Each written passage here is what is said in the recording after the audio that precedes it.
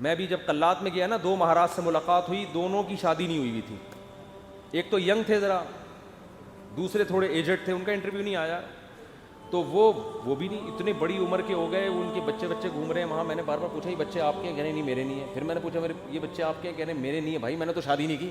ایک دم میرے شوق ہوا. میں نے کہا بھائی مہاراج کیا کر رہے ہو؟ قال النبی صلی اللہ علیہ وسلم تزوجوا ولا تکونوا کرہبان النصارى، نکاح کرو عیسائیوں کے پادریوں کی طرح نہ بنو. کیا کرتے ہیں؟ واتقوا اللہ الذی تساءلون به الارحام. دولہا دلہن کو سمجھایا جا رہا تھا انسان کے بچے بن جاؤ. یہ خطبہ ایسا ہے، آپ نیٹ پہ لکھو اس کا ترجمہ آ جائے گا. پنڈت جی کی الفاظ لکھو تو نیٹ بولے گا پتہ نہیں کیا بول رہا ہے بھائی، تو میری کچھ سمجھ میں نہیں آ رہا. صحیح ہے نا؟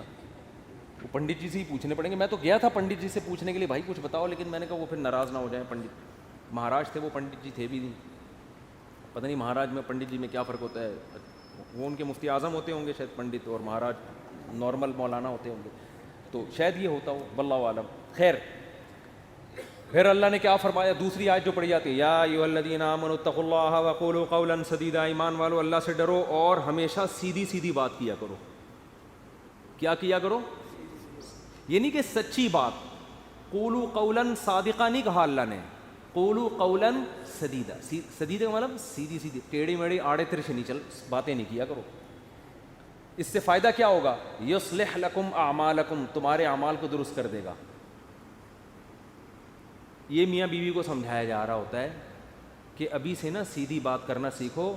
ٹوپیاں گھمانا، شوہر بیوی کو ٹوپیاں، بیگم میاں کو، پوری زندگی کس پہ چلتی ہے؟ ٹوپیوں پہ. سیدھی بات کرتے ہی نہیں. سسرال سے الگ آڑی ترچھی باتیں، سسرال والے داماد سے الگ، بیٹی سے الگ. گھروں میں جو آگ لگتی ہے وہ سیدھی باتیں کرنے سے لگتی ہے، آڑی ترچھی باتیں کرنے سے. جھوٹ پلو گھماتے ہیں باتوں کو، صحیح بات ہی نہیں کرتے. تو اس سے کیا ہوتا ہے؟ اعمال خراب ہونا شروع ہو جاتے ہیں. جب آدمی کو پتہ ہوتا ہے نا مجھ سے کوئی پوچھے گا تو مجھے سچ بولنا پڑے گا، تو وہ کام ہی ایسا نہیں کرتا کہ جواب دہی ممکن نہ ہو اس کے لیے. تو یہ میاں بیوی کو تمیز سے نصیحت کی جاتی ہے. اور پھر حدیثیں پڑھی جاتی ہیں، النکاح من سنتی، نکاح میری سنت ہے. فمن رغب عن سنتی فلیس منی، جو میری سنت پہ نہیں چلے گا وہ مجھ سے نہیں ہوگا. دولہا کو حوصلہ افزائی کی، تو بیٹا زندگی میں پہلی دفعہ کوئی انسان ڈھنگ کا کام کر رہا ہے، تو نبی کی سنت کو بولتے کیوں نہیں بھائی، زندہ کر. اور اتفاق کی بات ہے دوسری شادی میں بھی یہی خطبہ ہے، تیسری میں بھی اور چوتھی میں بھی. کیا مطلب؟ دوسری میں بھی اس کو اپریشیٹ کیا جاتا ہے، سنت کر رہا ہے، تیسری میں بھی چوتھی میں بھی. سمجھتے؟ یہ ویسے ہی درمیان میں جنرل نالج کے لیے ایک بات آ گئی تھی. میں آپ کو پتہ ہے اس ٹاپک پر آج کل بالکل بھی نہیں بولتا. تو آگے اللہ تعالیٰ کے آگے کیا حدیث میں جو خطبے میں پڑھا جاتا ہے؟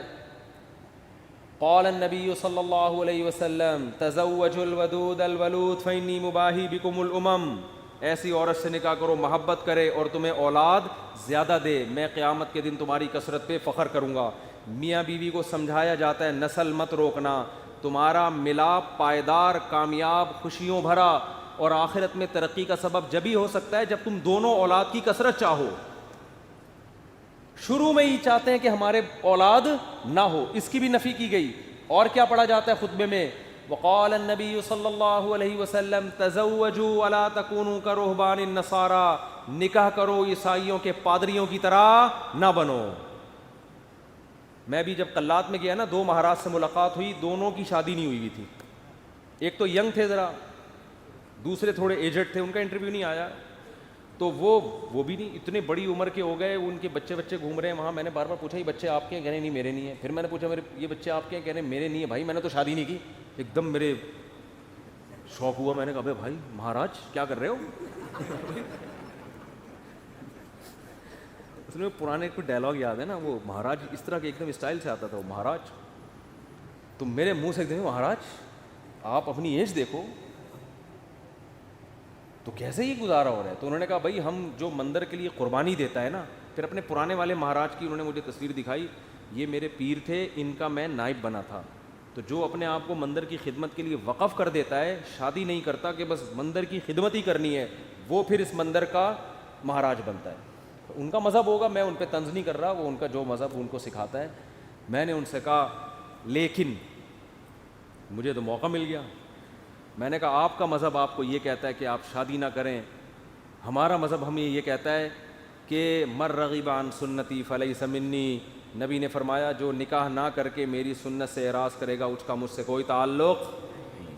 اور حبب الی النساء والطیب, نبی نے فرمایا دنیا میں دو چیزیں محبوب ہیں, ایک نکاح کی کثرت اور ایک خوشبو.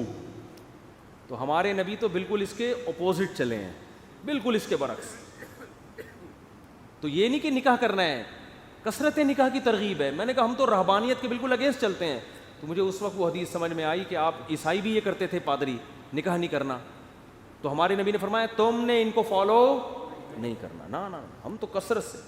تو مجھے لگ رہا تھا وہاں بیٹھ کر کہ یہ جو مہاراج ہیں وہ مہاراج کے چہرے پر نا افسردگی کے آثار تھے. یہ پہلے والے جو مہاراج جن کا انٹرویو آیا یہ تو پھر بھی ینگ تھے, تھوڑے سے اچھے صحیح. دوسرے والے مہاراج افسردہ, گھٹنوں میں بھی پرابلم, کچھ مسائل بھی تھے بیماریوں کے. تو میں مہاراج سے ریکویسٹ کرنے والا تھا کہ کر لیں شادی, یہ مسائل آپ کے نیچرل لائف کا کوئی آلٹرنیٹ نہیں ہے. مندر کی خدمت شادی کر کے بھی ہو سکتی ہے. اب شادی کی ہوتی یہ بچے آپ کے ہوتے ہیں, یعنی اسی جیسے ان کو لگا دیتے مندر کی خدمت پہ. اگر آپ کا یہ نظریہ ہے, میں ترغیب نہیں دے رہا ہوں ان کو, کیا خیال ہے؟ جیسے ہمارے بیٹے ہیں تو میری خواہش ہے کہ یار وہ بیٹے عالم بنے, اللہ خواہش کو پورا کرے. مہاراج میں جو باتیں آپ سے کر رہا ہوں آپ تنہائی میں بیٹھ کے ان باتوں پہ غور کریں. اب اللہ کرے اب تک کر رہے ہو غور, چکر میں تو ڈال دیا ہم نے, مہاراج کو ہم نے چکر میں ڈال دیا.